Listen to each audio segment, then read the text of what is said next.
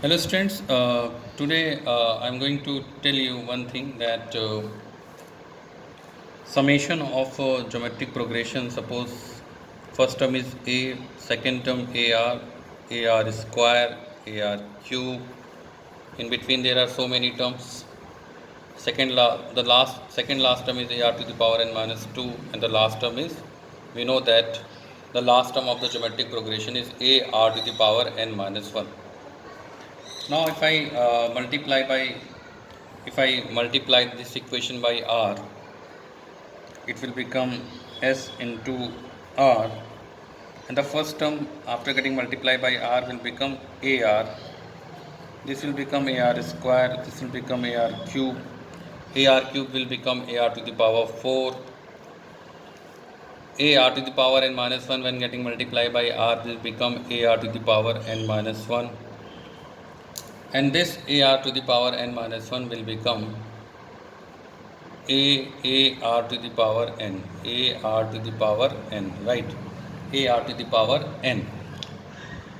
What I have done after getting it multiply, I am just writing that one terms ahead. I can write it, there is no problem. I'm just writing like that. And then after getting, now I am subtracting it, changing the sign of it. It will become s minus sr, and you can see that all these terms are getting cancelled, just like in between these terms ar to the power 4 will get cancelled by ar to the next term, and so on. Only this term will left because there was no pair, and only this term will left, right? And if I take s common, it will be a, then s is equal to a times of 1 minus r to the power n upon 1 minus r, and this is valid when r is less than 1, and if r is greater than 1, then I have to just change the way of writing the formula. That means multiply by minus sign in numerator and denominator, and this is the formula. This is the formula of summation of gp. I'm just giving you example that how we use this thing. Suppose 1 plus 2 plus 4 plus 8, and I'm saying up to 50th term. Up to 50th term, suppose you have to find that what would be the sum. This is a geometric progression, no doubt. 1 plus 2 plus 8, right? So the first term is coming 1, the common ratio is coming 2, and the n is 50, the 50th term. You can also find the 50th term. If in the question it is asked that what is the 50th term, the fundamental things of GP, the first thing of GP, the very first thing of the GP, I had explained so many times that 2 to the power 49, 2 to the power 49. And the second thing, the summation of these two terms is, no doubt, there is a formula a is 1, r to n 50 minus 1 upon 2 minus 1. That means summation is 2 to the power 50 minus 1, right? You can see the derivation and as well as the application, right? Derivation is in front of you. What I have done, first term, second term, third term, fourth term, so many terms in between, ar to the power n minus 2, to the power n minus 1, there are n terms. I am considering the summation of GP of n terms, and the trick is that I am just multiplying it by common ratio and just I am putting it like that, then I am adding it.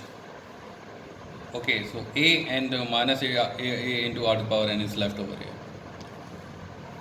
and by that I am just deriving the formula for the summation of terms of GP, and this is the application. You must be remembering that question, that chessboard question I have told you, that in a chessboard that there are 64 blocks, right? I am just making it like that. It's not a 64. I am just showing you that there are 64 blocks. In the first block, I have kept 1 rupee coin, and in the second block, I have kept 2 coins of 1 rupee, then 4 coins of 1 rupees, and then 8, and then 16, and so on. Okay, and in that explanation, I got that what would be the number of coins, what would be the number of 1 rupees coin in the last term, that means the 64th term, right?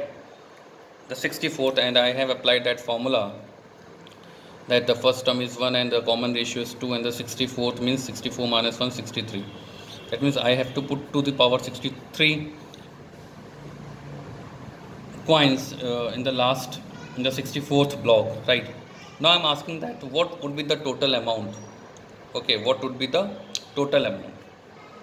So there is a formula, summation formula, that a r to the power n minus 1 r minus 1, right?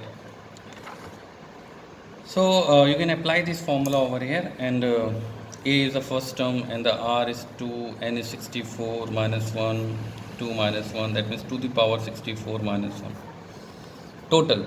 So this is the summation, this is the amount, the total amount. If you start counting the total number of coins of 1 rupees, you will have to the power 64 minus 1 coins of 1 rupees, and you can assume that this much collection, this much rupees you will have, right? So there are so many things over there. Suppose I am saying suppose 8 to the power 1, and 8 to the power 2, and 8 to the power 4, and 8 to the power 8 to the power 8, right?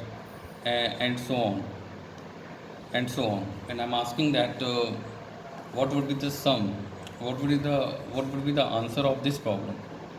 Solution, definitely it will be 1 plus 2 plus 4 plus 8 up to infinity, till infinity, till infinity. So there is one more formula for summation of infinities: a upon 1 minus r, a upon 1 minus r. But condition is that r should be less than, not equality, r should be less than 1 and more than minus 1, or I can represent it like that: modulus of r is less than 1. This I can represent by this symbol.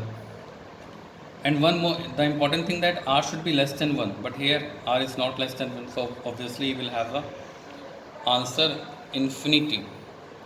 Okay, you will get answer infinity, right? So I'm just changing it. I'm just saying that this is 1, this is 1 upon 2, this is 1 upon 4, and this is 1 upon 8. So 1 upon 2, this will be 1, 1 upon 2, 1 upon 4, and 1 upon 8, and so on. So you can see that your common ratio is becoming 1 upon 2, 1 upon 2, right? So the sum will come that a is 1. I am talking about this series. A is equal to 1, r is 1 by 2.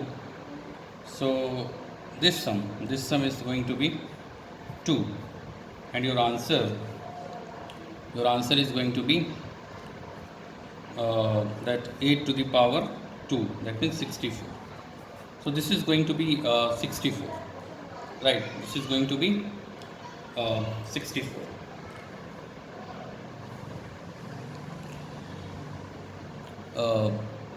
Thank you, and I hope that this will help you in solving today's assignment. One more video I will upload. Thank you.